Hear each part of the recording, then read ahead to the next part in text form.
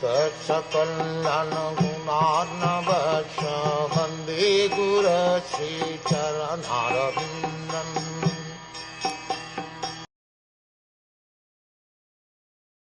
I was very much attached to those sages.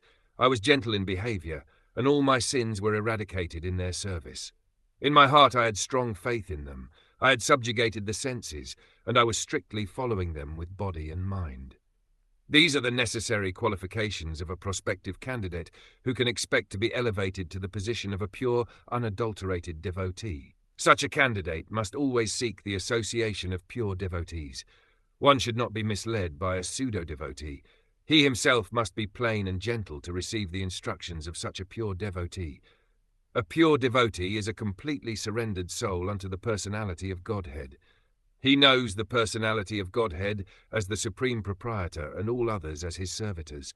And by the association of pure devotees only, one can get rid of all sins accumulated by mundane association. A neophyte devotee must faithfully serve the pure devotee, and he should be very much obedient and strictly follow the instructions.